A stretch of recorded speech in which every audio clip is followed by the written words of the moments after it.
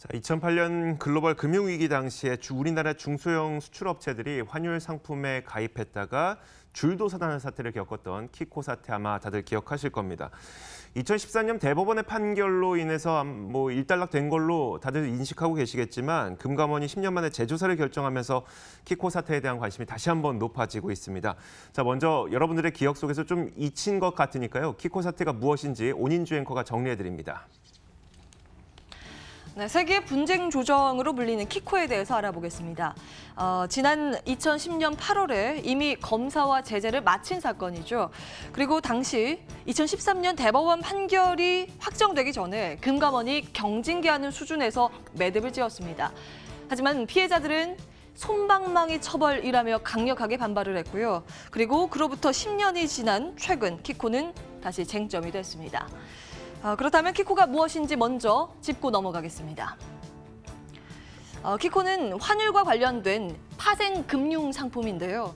사전에 정해놓은 환율이 상승하는 선, 하락하는 선, 상하한 선 안에서 외화를 미리 약속한 환율에 팔 수 있는 상품입니다. 즉, 이 환차손을 보장해주는 상품인데요.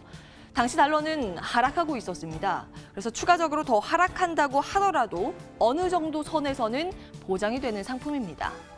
당시의 환율 상황 들여다보시면서 체크해 보실까요? 하지만 이 무한정으로 보장되는 건 아니고요. 일정 수준까지만 보장이 되는 겁니다. 이 하한선이 있는데요. 이 하한선을 넘어가게 되면 계약이 무효가 되는 겁니다. 그리고 반대로 상한선도 존재를 합니다. 계약 기간이 2년이죠. 이 기간 동안 한 번이라도 어느 한 순간이라도 이 상한선을 넘어가게 되면요. 2년 동안 계속해서 은행이 애초에 정해놓은 그 값으로 되팔아야 되는 그런 상황입니다. 당시 환율 상황으로 함께 체크를 해보시죠. 약정 환율이 1,000원이라고 가정을 했을 때요. 1달러당 원화 환율이 950원으로 떨어진다고 했을 때 기업은 여전히 1,000원에 팔 수 있기 때문에 이득을 챙길 수 있습니다. 하지만 이 하한선, 녹아웃 구간 밑으로 가게 되면 계약이 무효가 되기 때문에 보장이 되지 않는 거죠. 그리고 반대로 상한선인 녹인 지점으로 가게 되면 환율 실제 차이의 2배를 은행에게 물어줘야 됩니다. 그런데 이 환율 상황이 당시에 급변동했기 때문에 문제가 되는 건데요. 이 지점에서 계약을 했겠죠. 그리고 나서 2007년, 8년까지 떨어지다가 이후에 급격하게 그리고 지속적으로 환율이 뛰게 됐습니다. 이 과정에서 수많은 중소기업들이 도산 혹은 피해를 봤다는 겁니다. 각자의 입장 차이는 있습니다. 은행의 논리는 이런데요. 수출 대금을 달러로 받는 중소기업에게 원화 가치 상승으로 오는 손실의 위험을 줄일 수 있는 파생금융 상품을 소개를 해준 것뿐이다 라는 입장인데요. 중소기업 측에서는 자세한 설명도 없이 회사 규모보다 과한 계약 권유로 도산을 하게 된 것이다 이렇게 반발하고 있습니다. 양측의 첨예한 갈등 속에서 진행된 소송에서 보시는 것처럼 2013년 대법원은 은행의 손을 들어줬습니다. 그런데 이달 중에 또 하나의 중요한 판결을 앞두고 있는데요. 앞서 말씀드린 이 금융감독원의 분쟁 조정입니다. 근 20여 년의 분조위 역사에서 가장 주목을 받을 것으로 예측이 되는 판결인데요. 보다 구체적인 내용은 스튜디오에서 내용 이어가겠습니다.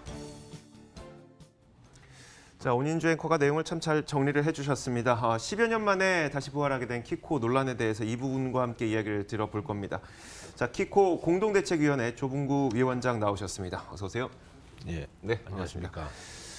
자, 일단 10년이 넘었습니다만 키코 분쟁이 끊이지 않고 있습니다. 그 이유를 좀 말씀해 주시죠. 예, 일단은 10년 전 사건인데 사건 발생 시점이 10년 전이고요. 네. 지금 현재까지 피해는 지속되고 있습니다. 그리고 대법원에서 2013년도에 네. 판결이 내려졌는데 그 판결에 대해서 수용을 하는 기업들이 전혀 없는 상황입니다.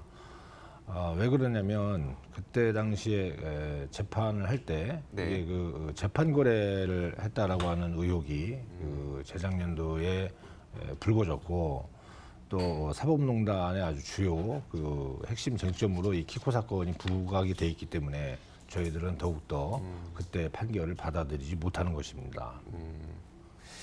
일단 2013년 대법원이 판결을 내렸었던 그 불완전 판매도 인정하지 않으시는 거죠? 불안전 판매에 대해서 이제 일부 네. 판결을 했는데 전부 저희들이 제출했던 증거라든가 이런 부분들은 전부 다 기각을 하고 은행의 그 일방적인 이야기만 그 판결 내용에 담았기 때문에 저희들이 그런 부분도 인정을 전격적으로 어려운 그런 상황입니다. 알겠습니다. 일단 그 두 양측의 입장을 좀 나눠서 이야기를 좀 들어보도록 하겠는데 일단 은행 입장에서는 좋습니다. 되게 피해를 보신 것에 대해서 굉장히 좀 안타까운 마음을 갖고 있긴 합니다만 우리는 법적 근거 없이 어떤 보상을 하게 될 경우에는 우리는 배임 문제가 발생합니다. 라는 입장을 좀 계속 유지를 하고 있는 것 같고요. 또 키코 손해배상에 대한 소멸시효가 지났다고 얘기를 하고 있기도 해요. 그런데 이제 또 피해 기업들 입장에서는 공소시효는 안 끝났다라고 또 이야기를 하고 있으니까 이게 어떤 게 맞는 건지 좀 그 말씀을 해주시면요. 일단 그 배임의 문제인데요. 그것은 제3자에게 이익을 돌아가게끔 하기 위해서 의도적으로 네. 그런 의도성을 가지고 그 수익을 한쪽에 주느냐 하는 부분은 이제 그런 부분이 배임인데. 네. 지금 은행에서 이야기하고 있는 그 배임은 전혀 이치에 맞지 않는 배임을 주장하고 있고요. 그리고 2013년도 대법원 판결문에도 명확하게 제시가 되고 있습니다. 뭐냐면 은행에서 설명 의무를 다하지 않았고 또 그런 것이 불안전 판매로 이어졌기 때문에 은행에서는 적절한 피해 보상을 해야 된다라고 네. 적시가 돼 있습니다. 네. 그것이 어떻게 배임입니까? 그리고 공소시효에 대해서요. 네, 그리고 공소시효에 대해서는요. 이미 이거는 각 개별 기업들의 사건이 50억이 다 넘어갑니다. 거의 다 대부분이요. 네네. 피해 금액이. 그래서 이것은 그 형사적으로 봤을 때에 15년의 공소시효가 남아 있고요. 15년이고요. 그리고 지금 이 키코가 거의 2010년도에 거의 다 마무리가 됐습니다. 이게 보통 계약 기간이 2년에서 3년이어가지고 네. 그럼 아직도 민사적으로도 남아 있다고 저희들은 생각을 하고요. 근데 계약 기간이 10년에 마무리가 됐으니까 20년까지는 그렇죠. 남아 있다는 거죠. 네. 최소한 민사적으로도 네, 그렇고. 최소한. 그다음에 형사적으로 이제 15년이기 때문에 저희는 충분히 남아 있다고 생각을 하고요. 저희들이 지금 법적인 분쟁을 다시 하자는 것이 아니고 네네. 이것은 조정을 해서 중재를 저희가 금감원에 요청을 한 사건이고 네. 또 이런 부분은 지금 금융위원회에서 작년 5월 3일 날 2018년도 5월 3일 날 공문으로 이미 각 기관들에 내려보낸 것 중에 이제 하나의 피해 구제 차원에서 이루어지는 그런 사건입니다. 그래서 금감원에서도 그거를 근거로 해서 적극적으로 지금 방안을 찾고 있는 중인데 은행에서 자꾸 그렇게 얘기를 하니까 저희들이 상당히 불편한 마음을 감출 수가 없는 것입니다. 원래는 이제 그 분조위가, 그러니까 분쟁조정위원회가 이맘때쯤 열릴 예정이었었잖아요. 지금 계속 열리지 않고 있는 상황 맞죠? 예. 왜 열리지 않고 있는 겁니까? 저희들이 파악하기로는 저희 기업 쪽에서 의견서를 좀 낸 부분이 있고 네네. 또 은행들도 좀 의견서를 좀 낸 부분이 있습니다. 그래서 그런 부분을 지금 금감원 분쟁조사국에서 좀 더 살펴봐야 될 부분이 있기 때문에 그 점검을 하고 있는 걸로 알고 있고요. 아마 8월 중순에 이제 네. 휴가가 어느 정도 끝나고 분쟁조정위원들의 일정이 일치가 되는 그런 8월 중순에 분주위가 열릴 것이다. 이렇게 지금 저희들 예측하고 있습니다. 그러니까 지금 피해 기업들 입장에서도 조정과 중재를 원하는 상황인 걸로 이야기가 들립니다. 그렇다면은 일단 제가 뉴스 보도상으로 보기에는 분쟁 조정안에 은행들이 그래도 한 20-30%의 손해배상은 좀 책임은 좀 인정해야 되지 않겠느냐라는 이야기가 나왔다고 하는데 이게 나온 건가요? 아니면 그냥 한간에 떠도는 이야기가 보도가 된 건가요? 저희 추측으로는 그때 불안전 판매 부분에 대해서 대법원 판결이 이 10%에서 50% 내로 네. 그렇게 판결이 실질적으로 이루어졌습니다. 그거를 근간으로 해서 그 한 네. 중간지대가 20-30% 아니냐라고 하는 이제 그런 이야기가 나올 수 있을 법하고요. 근데 그 부분을 아마 은행들에서도 아무래도 좀 보상 금액이 커지면 부담이 있기 때문에 그런 부분을 좀 적극적으로 언론을 통해서 알리고 있지 않나 하는 뭐 그런 생각을 그런 하고 식으로 좀 있습니다. 흘러나간 것 같다라는 좀 추측을 하고 계시는 거네요. 그렇죠. 저희들은 뭐 100% 이상의 뭐 보상을 당연히 피해자 입장이기 때문에 요구하지 않겠습니까? 뭐 저희가 20% 30%를 그 보상을 요구한다는 것은 좀 이치에 맞지 않지 않습니까? 조정과 중재를 원하신다고 했다면 이 피해 기업들의 입장에서는 그러면 은행들이 적어도 어느 정도의 그 책임은 좀 져야 된다라고 생각하시나요? 저희는 제가 사실 그런 질문을 굉장히 많이 받습니다. 네네. 아무래도 뭐 숫자로 딱 해서 이렇게 몇 %다라고 이렇게 하면 사실 그러기도 어렵고 개별 기업들마다 조금씩 그 계약 규모도 차이가 있어서요. 예, 바로 제가 이제 그 부분을 말씀드리려고 하는데요. 어떤 기업은 이제 굉장히 정말 말도 안 되는 그런 그 상황에서 자기가 가입한 줄도 모르고 네. 그 가입이 된 경우가 상당수가 있고요. 또 어떤 경우에는 또 이렇게 뭐 한해지 상품을 찾다 보니까 이런 네. 부분이 있어서 뭐 본인이 먼저 은행에 문의를 해서 안내를 받고 가입한 기업도 있습니다. 네. 그렇기 때문에 지금 현재 4개사에 대해서 금감원이 재조사한 결과에 대한 그런 분쟁조정위원회의 판결 같은 그 조정안 이런 부분이 수용되는 것이 훨씬 더 중요하다고 생각을 하고요. 지금 현 단계에서 저희가 일괄적으로 뭐 몇 % 해달라. 그거는 저희도 그거는 이치에 맞지 않는 거기 때문에 그런 주장을 하지 않고 있습니다. 대신에 국가 경제를 생각하고 또 네. 기업들의 피해 입은 정도를 충분히 그 금감원에서 잘 알고 있기 때문에 그런 충분한 보상이 이루어지기를 바란다고 하는 그런 저희들의 입장을 정리를 해놓고 있습니다. 제가 잠깐 중간에 그 현재 상황을 좀 정리를 해드리는 게 좋을 것 같은데요. 일단 추산되는 바로는 이제 파생상품 키코로 인해서 입었던 피해 규모는 그 회사의 개수로 봤을 때는 1,047개사 정도로 추산이 되고 전체적인 규모는 3조 4천억 원 정도로 추산이 되고 있는 상태이지만 현재 그 금융감독원의 분쟁조정위원회를 신청한 기업은 4개사가 지금 대표적으로 해놓은 상태인 거 맞죠? 예. 그리고 그 기업들이 만약에 분쟁조정을 통해서 어떤 결과를 도출하게 되면 다른 기업들도 이를 기준 삼아서 또 다음번에 이제 분쟁조정을 또 피해 보상을 좀 기준을 잡을 수가 있게 되는 거입니다. 자, 그래서 지금 4개 기업이 금감원 분쟁조정위원회 결정을 좀 기다리고 있는 상황이고요. 자, 여기에 대해서 좀 더 이야기를 해보자면 사실 제조사에 대해서도 그러니까 지금 제조사에 들어갔기 때문에 8월까지는 분조위가 좀 미뤄지고 있는 것으로 보인다라고 말씀하셨잖아요. 예. 이 제조사에 대해서도 금감원과 금융위가 좀 엇박자를 보이고 있어서요. 여기에 대해서 좀 어떻게 그러니까 현재 상황과 함께 어떻게 생각하시는지 좀 말씀해 주시죠. 제가 한 가지 그 질문 중에서 좀 한 가지 바로 잡아야 될 네네. 부분이 있어서 제가 먼저 말씀을 올리겠습니다. 지금 2010년도에 금감원에서 발표를 한 자료가 약 한 700여 개사의 피해 기업, 네. 700여 개사의 3조 2천억 뭐 이렇게 얘기를 하고 있는데요. 저희들이 2016년도에 자체적으로 약 한 60여 개 기업을 대상으로 해서 조사를 했고 그리고 또 조선소만 또 별도로 조사를 한 적이 있습니다. 조선소 15개사가 키코 가입을 해서 16개사가 키코 가입을 해서 15개사가 부도가 났는데 네. 거의 다 중견 조선소들이죠. 거기가 약 8조 원이었습니다. 그리고 저희 그 키코 공대위 소속 기업들 평균 피해액이 각 기업당 한 200억 정도 수준이었습니다. 네. 그러면 줄 잡아도 약간 919개거든요. 그거는 이제 919개사의 그 피해 기업이다라고 하는 숫자는 이미 금감원에서 확인을 했던 거고요. 네네.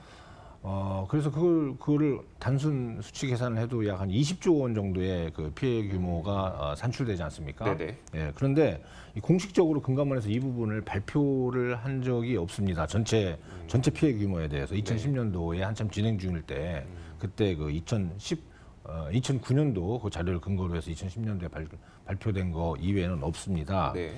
그래서 이 부분이 이제 다시 그 전면적인 재조사를 통해서 다시 확인을 해봐야 된다라고 저희들이 네. 지속적으로 주장을 해왔던 것이고, 네. 그다음에 이번에 금융위원회하고 금감원하고 자꾸 갈등이 있다라고 하는 부분은 그거는 그 금융위원회에서 제가 아까도 모두에 말씀드렸다시피 5월 3일 날 작년 5월 3일 날 네. 금융감독원에 네네. 공문으로 지시를 했습니다. 이 내용을 제가 한번 간단하게 제가 소개를 해드리면요. 4번 항에 분쟁의 해소해서 금감원이 사법적 판단이 내려지지 않은 키코 피해 기업의 경우 불안전 판매에 대한 분쟁 조정 신청을 접수하라. 네. 그리고 금융소비자 관점에서 사실관계 확인 등을 거쳐 분쟁 조정 중재안을 적극적으로 도출하라. 기대 효과는 소송에 따른 실익이 크지 않은 경우에 쟁송 비용 부담 없이 상대적으로 빠른 시일 내 분쟁 해결이 가능하다. 네. 이렇게 해서 금융감독원에 지시를 내린 상황입니다. 그거에 따라서 지금 불안전 판매 부분에 대해서만 재조사가 이루어졌고 네. 그 부분에 대한 이제 분조의 상정을 앞두고 있는 것이고요. 그리고 저희들이 그동안에 줄기차게 주장하고 있던 이 상품 적합성의 문제, 이게 과연 한 해지 상품이냐. 네. 30원, 우리가 아까 그 앵커님이 소개할 때는 네네. 그 차액이 한 100원 정도로 이렇게 넣고 했는데 실질적으로는 한 20원에서 30원 정도 차이였습니다. 그럼 뭐 그거를 그게 뭐 상하한선이요? 예, 상하한선이요. 근데 그게 환해지에 대한 어떤 그 실효성이 있는 상품입니까? 전혀 그렇지 않습니다. 그렇죠. 예, 그 얘기는 곧 뭐냐면 이 환율에 대한 또 파생 상품에 대한 전문적인 지식이 없는 은행원들이 자격증도 하나도 없습니다. 네.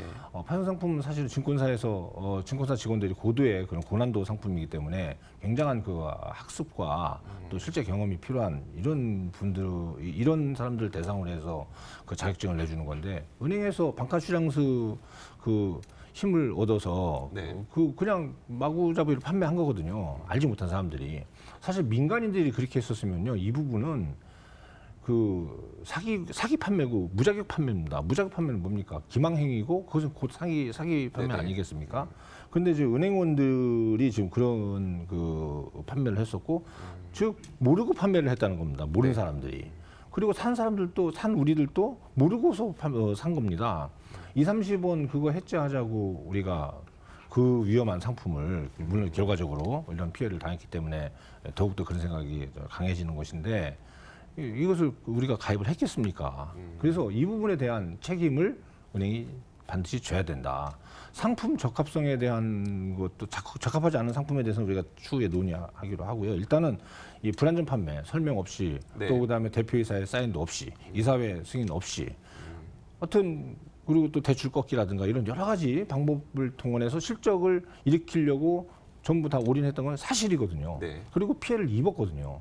그 부분에 대해서는 당연히 은행이 사회적 책임을 차원에서라도 져야 된다고 생각합니다. 지금 은행들과 함께 만날 수 있는 기회가 있는 건가요? 아니면 분조위가 없었기 때문에 한 번도 만날 수 있는 기회는 없었던 건가요? 예, 아무래도 은행에서는 만나기를 원하지 안 만나려고 하겠죠. 예, 그러니까 분조위가 않지 있는 않겠습니까? 거고요. 예, 그렇습니다. 네, 알겠습니다. 자, 의견차가 사실 저희가 뭐 방송을 통해서 그 위원장의 이야기를 전한다고 해서 그 의견차가 좁아지지는 않을 것 같고요. 조만간 빠른 시일 내에 이제 분조위가 열려서 서로의 의견이 좀 교환될 수 있는 그런 자리가 빨리 마련됐으면 좋겠습니다. 조금 더 시간이 있으면 저희가 더 듣고 싶긴 합니다만 이 생방송의 여건상 오늘은 여기까지만 좀 들어야 될 것 같습니다.